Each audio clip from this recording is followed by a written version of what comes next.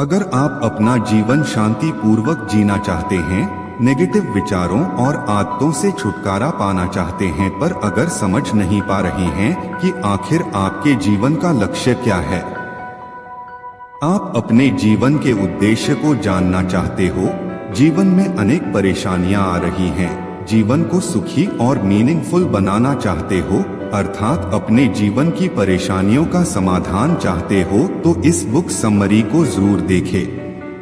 तो think like a monk नामक इस किताब की महत्वपूर्ण बातों को समरी के रूप में कई स्टेप्स, पॉइंट्स और मेथड्स के द्वारा समझाया गया है। थिंक लाइक अ मंक के लेखक जय शेट्टी ने अपने जीवन अनुभव से प्राप्त ज्ञान को इस किताब में मार्गदर्शन के रूप में लिखा है, जो मनुष्य को एक सफल और खुशहाल जीवन बनाने में सहायक हैं। इस किताब में लेखक ने जीवन से जुड़ी बातों को अनेक रूप से समझाया है और कहा है कि सोच सन्यासी की तरह होनी चाहिए, जिसके लिए यह जरूरी नहीं कि सन्यासी बना जाए, बस सन्यासी की तरह सोचकर सारी परेशानियों से छुटकारा पाया जा सकता है। एक सन्यासी की सोच क्या होती है? सन्यासी के हिसाब से इन बातों को समझा जा सकता है।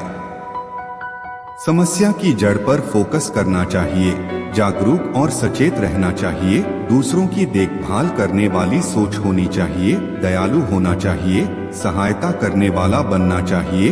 एक सन्यासी अनुशासन में रहता है, उसकी सोच उत्साह से भरी होती है, वह दृढ़ संकल्प वाला होता है, लक्ष्य के प्रति धैर्य रखने वाला, अपने मिशन की सफलता पर दृष्टि रखने वाला संयमी होता है।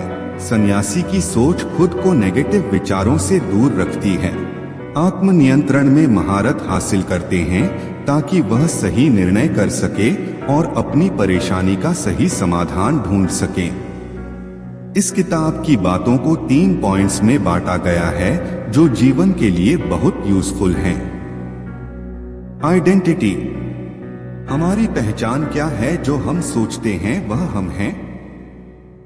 हम जिंदगी में क्या करना चाहते हैं? क्या हम अपनी वास्तविक पहचान जान पाते हैं? इस पार्ट में सेल्फ आइडेंटिटी के बारे में बताया गया है। क्या आप नौकरी से जुड़ी परेशानी से घिरे हैं? क्या आपको टेंशन ने घेरा हुआ है? क्या आप अपने काम में असफल हैं? जब हम छोटे थे तो ना तो कोई चिंता, परेशानी, टेंशन, डिप्रेशन था, बस स्वच्छंद पंछी की तरह जीते थे, खुश रहते थे, खेलते कूदते एनर्जेटिक रहते थे। लेकिन जैसे जैसे बड़े होते गए स्थिति बदलने लगी, धूल भरी तस्वीरें सामने आने लगी। हम एम्बिशियस होते गए, सोसाइटी में रहते हुए नेगेटिव सोच से घिर गए, बड़ी बड़ी आशाएं होने लगी, पैसे की चिंता सताने लगी, अपने अपीयरेंस के बारे में ज्यादा सोचने लगे। यह सब चिंताएं एक धूल की तरह है जो हमारे सामने जमती जाती हैं। पैसे, अपीयरेंस से खुशी नहीं मिलती। एक अमीर आदमी अगर रोगी है, उसका कोई परिवार नहीं है, तो क्या वह खुश रह पाएगा? वहीं अगर एक गरीब व्यक्ति अपने परिवार के साथ अच्छा समय बिताता है, बीमार नहीं है, वह अमीर व्यक्ति से ज्यादा खुश होगा। लोग क्या कहेंगे अगर बिजनेस असफल हो गया, नौकरी नहीं मिली? इन सब का डर मन के मैल की तरह है जिसे साफ करना जरूरी है। जिस प्रकार आईने में धूल जमी हो तो चेहरा साफ नहीं दिखता, उसी प्रकार अपनी इस धूल को हटाकर ही अपनी आइडेंटिटी जान पाएंगे। अपनी पहचान हो जाने पर कुछ चीजों को छोड़ना ही सुखी जीवन के लिए बेहतर है और कुछ चीजों को अपनाना अच्छा होता है। हायर वैल्यूज को अपनाना एक उद्देश्य और मीनिंगफुल लाइफ देते हैं, वहीं lower values depression, anxiety, sadness देते हैं। लोअर वैल्यूज, कुछ लोग सोचते हैं कि पैसे, बाहरी दिखावे, लोअर वैल्यूज जैसे लालच, जलन की भावना, टेम्पर, कामुकता से खुशी पा लेंगे, तो ये उनकी गलत सोच है।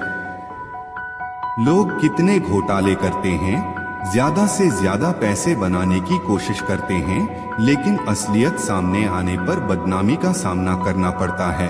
पैसे भी डूब जाते हैं, इसलिए लालच से दूर रहें। दूसरों की तरक्की या किसी बात से जले नहीं, वरना बीपी, हाई टेंशन, डिप्रेशन जैसी बीमारियों से घिर जाते हैं। दूसरों की तरक्की या किसी अच्छी बात से प्रेरणा लें। क्रोध हर परेशानी की जड़ है। लड़ झगड़ कर जीवन परेशान ही रहता है। भाई भाई एक दूसरे के दुश्मन बन जाते हैं।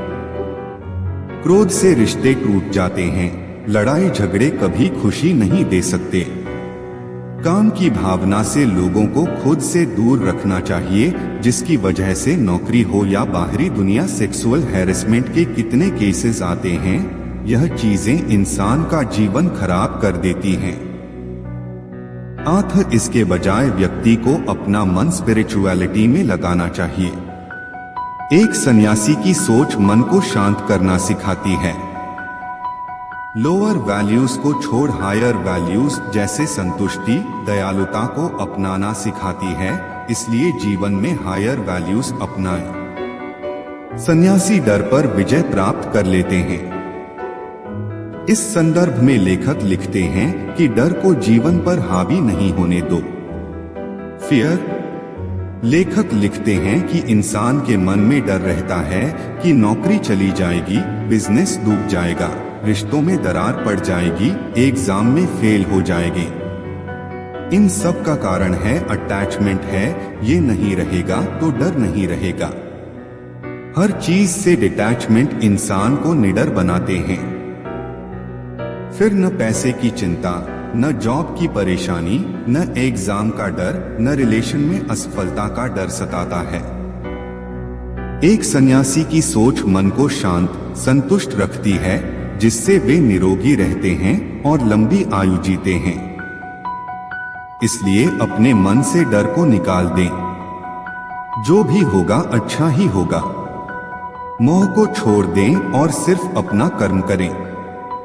जहां देखो हर तरफ टीवी, सोशल मीडिया, फिल्में छाई हुई हैं और नेगेटिव विचार भी लोगों में बढ़ते जा रहे हैं। लोगों को गुस्सा जल्दी आता है और रूड बिहेव करना, जोर से बोलना आम हो गया है। यह भी नेगेटिव है, इससे दूर रहें। सराउंड्स इफेक्ट्स मोर, जो आसपास होगा असर जरूर करेगा। जो जैसा करेगा वह वैसा भरेगा। लेट गो का मूल रूप यही है कि नेगेटिविटी को हमेशा के लिए खुद से दूर करें। सेल्फ क्रिटिसाइज या दूसरों को क्रिटिसाइज करना छोड़ें। नेगेटिविटी को दूर करने के लिए लेखक ने 3 स्टेप्स को महत्वपूर्ण बताया है। 1. साइट। हमारे जीवन में सेंस ऑर्गन बहुत प्रभाव डालते हैं। हम क्या सोचते हैं, क्या देखते हैं, क्या महसूस करते हैं। जैसे सुबह उठते ही टीवी, फेसबुक, व्हाट्सएप देखना एक प्रकार की नेगेटिविटी है। इसकी बजाय सुबह फूलों को देखें, उगते सूरज को निहारें, ईश्वर का नाम लें, अपने परिवार की प्यारी तस्वीरें, भगवान की फोटो को देखें और पॉजिटिव महसूस करें। 2. स्मेल। जीवन में स्मेल का भी महत्वपूर्ण रोल है। अच्छी खुशबू दिन तरोताजा कर देती है, जैसे खुशबूदार फूलों की महक। अपना गार्डन बनाएं, घर का माहौल खुशबूदार रखें। बुरी स्मेल बीमार कर देती है, मन खराब महसूस करता है। 3. साउंड। साउंड का असर भी लोगों के जीवन को खुशहाल कर देता है। बच्चों की किलकारी हो या अपना मनपसंद संगीत मन प्रफुल्लित कर देते हैं। अच्छे संगीत को रोजमर्रा की जिंदगी में शामिल करें। माइंड को पीसफुल बनाने के लिए म्यूजिक बहुत अच्छी थेरेपी है। हमारा दिमाग कुछ न कुछ सोचता रहता है। अगर बार बार दिमाग में एक ही विचार आए, ज्यादा सोचने की आदत हो, तो इन 3 स्टेप्स को अपनाना चाहिए। 1. स्पॉट। नेगेटिविटी को फाइंड करें। दिमाग में कौन से नेगेटिव विचार आ रहे हैं, उनकी पहचान करें। 2. स्टॉप। नेगेटिव विचार की पहचान कर जड़ से खत्म करने की कोशिश करें और उस नेगेटिव विचार को ज्यादा बार मत सोचें, समस्या का समाधान करें। 3. स्वैप, नेगेटिव विचार को पॉजिटिव विचार में बदल दें। नेगेटिव विचार को बदलने के लिए अच्छी पॉजिटिव हेल्प बुक पढ़ें और पॉजिटिव फील करें। सेल्फ क्रिटिसिज्म को दूर करें। खुद के प्रति क्रिटिसाइजिंग विचारों को दूर करें। खुद को क्रिटिसाइज करने पर हम लोग निराश, दुखी होते हैं, टेंशन और डिप्रेशन से घिर जाते हैं। इन सब से छुटकारा पाने का तरीका है self realization, forgiveness, self compassion. जो हम चाहते हैं जरूरी नहीं हमें सब मिले। बहुत बार कितनी गलतियां होती हैं, दुनिया हमारे हिसाब से नहीं चलेगी। एक इंसान से गलती भी होगी, सुधार भी करेंगे।